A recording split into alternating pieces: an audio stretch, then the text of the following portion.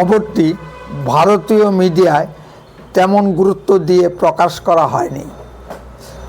পাকিস্তানের জলসম্পদ দপ্তরের দায়িত্বপ্রাপ্ত এক আধিকারিক মিস্টার সৈয়দ আলী তার ভারতীয় কাউন্টারপার্ট ভারতীয় জলসম্পদ উন্নয়ন দপ্তরের সচিবকে পত্র মারফত অনুরোধ জানিয়েছেন যে চন্দ্রভাগা নদীর জল ছাড়ার ব্যাপারে একটু রিকনসিডার যেন করা যায়।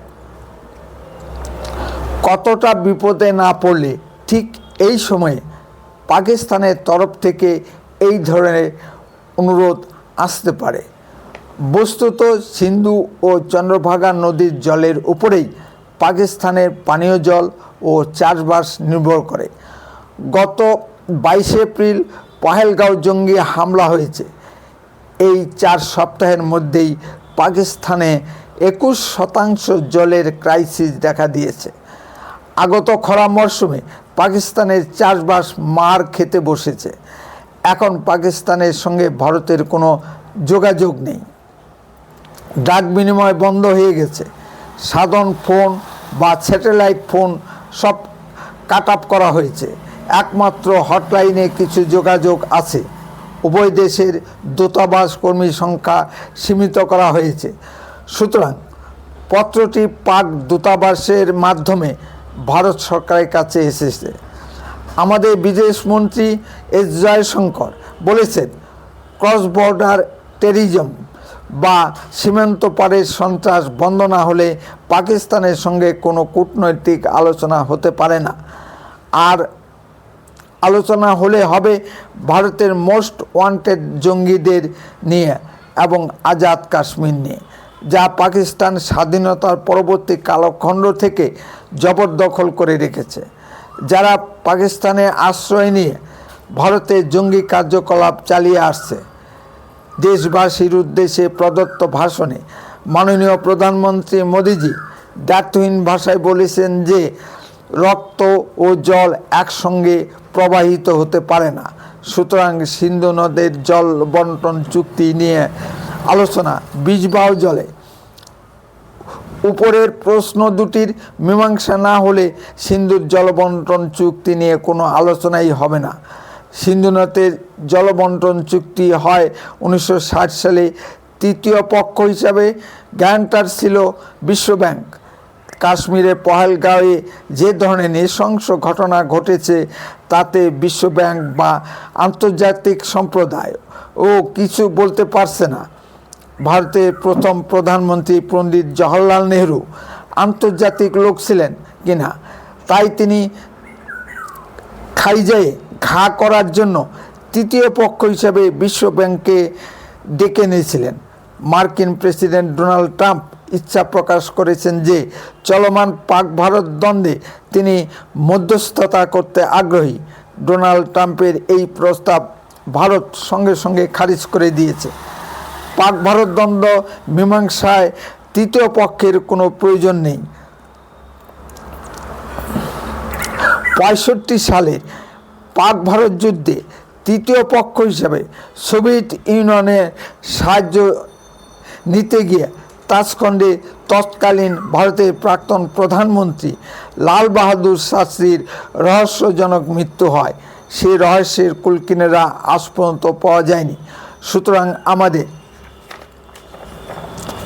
তৃতীয় পক্ষের কোনো সাহায্যের প্রয়োজন নেই।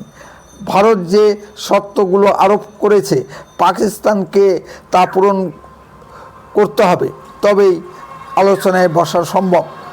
ভারতের মোস্ট ওয়ান্টেড সন্ত্রাসী মাসুদ আজাহার, হাফিজ সৈয়দ ও দাউদ ইব্রাহিমকে ভারতের হাতে তুলে দিতে হবে।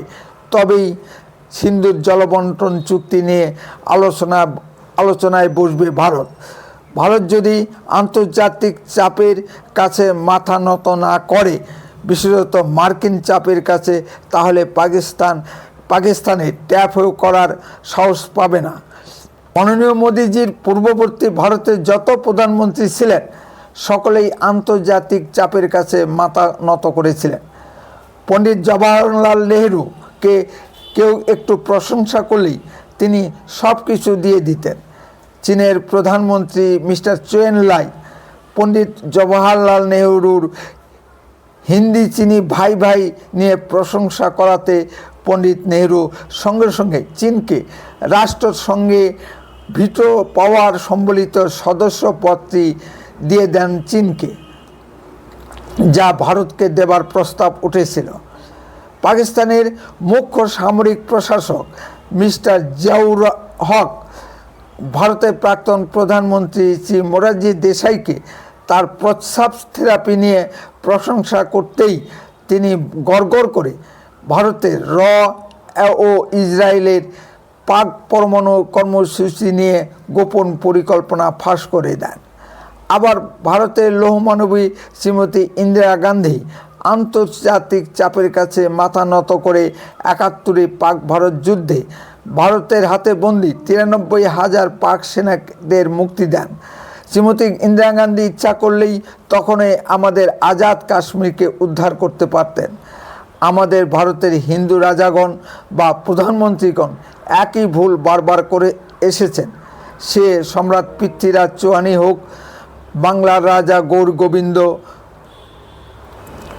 পণ্ডিত নেহরু, মোরারজি দেশাই বা শ্রীমতী ইন্দিরা গান্ধী হন না কেন, দেখুন বাংলাদেশ ও পাকিস্তানের দিকে। ছাল চামড়াহীন বাংলাদেশ ও পাকিস্তান কিভাবে দর কষাকষি করে আণবিক শক্তিধর ও চাঁদে যাওয়া দেশ ভারতের সঙ্গে। ভারতের প্রধানমন্ত্রীদের দুর্বলতার কারণে সকলেই ভারতকে চোখ রাঙায়। আজ মাননীয় প্রধানমন্ত্রী মোদিজি একটু শক্ত অবস্থান নিতেই অনেকের বুকে হৃদকম্পন শুরু হয়ে গেছে। মাননীয় মোদিজি যদি এই শক্ত অবস্থান ধরে রাখতে পারেন তাহলে দেখবেন পাকিস্তান বাংলাদেশ তো কোন ছাড়, মার্কিন যুক্তরাষ্ট্র ভারতের কাছে মাথা নত করবে। উত্তরের কণ্ঠ সর্বদাই বাস্তব ও সত্য কথা বলে। আরও এই ধরনের ভিডিও পেতে দয়া করে এক্ষুনি চ্যানেলটিকে সাবস্ক্রাইব করুন, বেল আইকনে ক্লিক করুন, আপনার মূল্যবান মতামত কমেন্টে লিখুন। যদি ভিডিওটি ভালো লেগে থাকে তাহলে অন্ততপক্ষে ১০ জনের মধ্যে ভিডিওটি শেয়ার করুন। উত্তরের কণ্ঠ দেশের কথা বলে, দশের কথা বলে। আপনারা চোখ রাখুন উত্তরের কণ্ঠের পর্দায়।